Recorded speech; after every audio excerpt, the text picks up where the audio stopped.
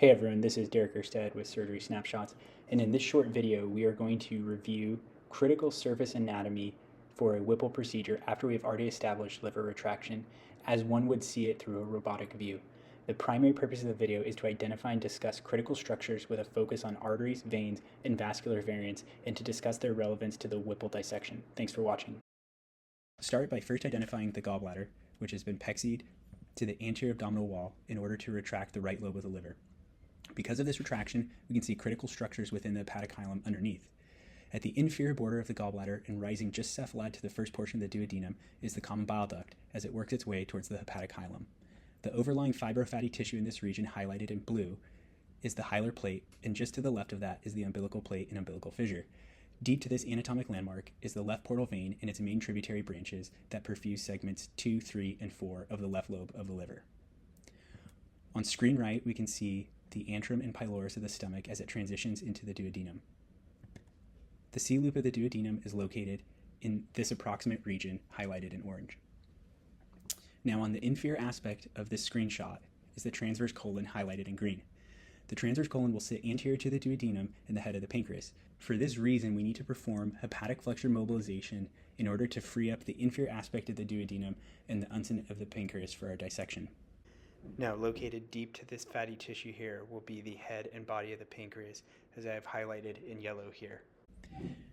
Deeper to these structures are critical arterial anatomy, as I have shown highlighted in the red lines that are labeled. I will start first with the common hepatic artery, which arises from the celiac axis of the aorta and works its way towards the hepatic hilum. For cancer operations, we usually skeletonize the common hepatic artery and send the overlying nodal tissue for analysis. The gastroduodenal artery, or the GDA, branches inferiorly off of the common hepatic artery, and it will run along the anterior surface of the pancreas, typically at the level of the groove between the pancreas and the last portion of the stomach. The GDA will need to be ligated and transected during the dissection in order to remove the Whipple specimen and preserve the hepatic arterial vasculature. After the GDA branches, the proper hepatic artery will run on the anterior and medial aspect of the porta hepatis into the hilum of the liver. The proper hepatic artery will branch into left and right hepatic arteries. The left hepatic artery can often branch early and on the caudal aspect of the porta hepatis, and therefore when dissecting it is important to be mindful of this branch. In most cases, the right hepatic artery will run posterior to the common hepatic duct as it works its way towards the right lobe of the liver. The superior mesenteric artery, branching off directly from the aorta posterior to the superior aspect of the pancreas, is also critically important to the Whipple procedure. The artery will run posterior and slightly medial to the portal vein. Dissection along the SMA will be the medial-most aspect of the dissection of the posterior retroperitoneal structures. This is often the location of a positive margin due to numerous factors including difficult anatomy, in some cases inadequate skeletonization of the artery, but often simply because there are numerous neurovascular and lymphovascular structures running in and around the SMA artery that are fertile grounds for microscopic metastatic foci that are likely beyond the reach of any surgical intervention.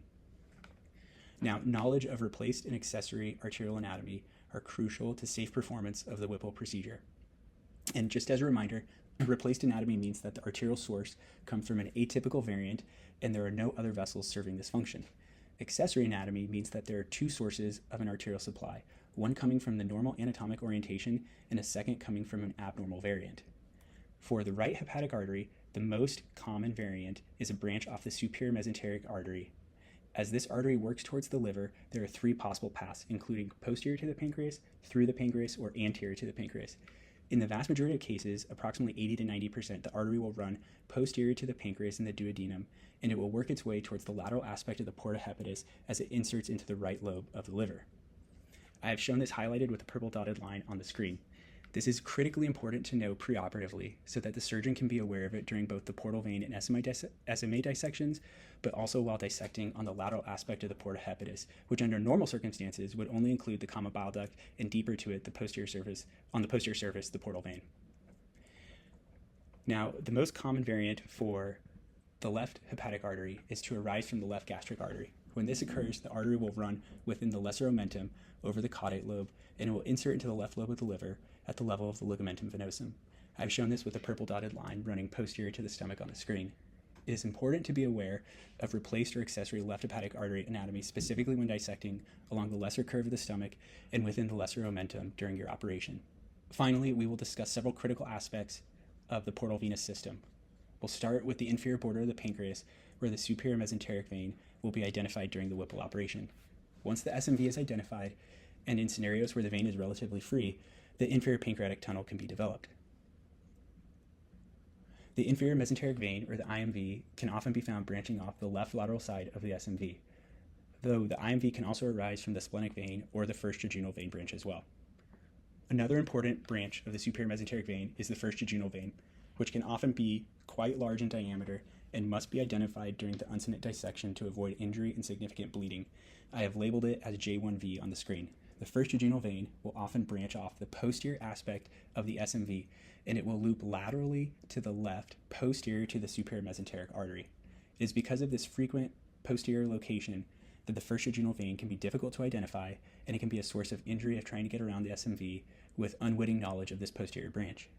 Furthermore, when you do the uncinate dissection of the Whipple procedure, the head of the pancreas will typically be retracted either laterally to the right, or in the case of an uncinate lift, it will be retracted anterior towards the abdominal wall. In either scenario, if the posterior first jejunal vein is still tethered to the retroperitoneal tissues close to the uncinate, then it will often be rotated into the field of dissection, and again, it must be identified to safely proceed along the uncinate. Once you are beyond the first jejunal vein, and presuming the trunk of Henle has already been ligated due to the normal sequence of events, then the difficulty of the dissection along the SMV becomes much more straightforward. The trunk of Henle branches off to the right lateral aspect of the superior mesenteric vein.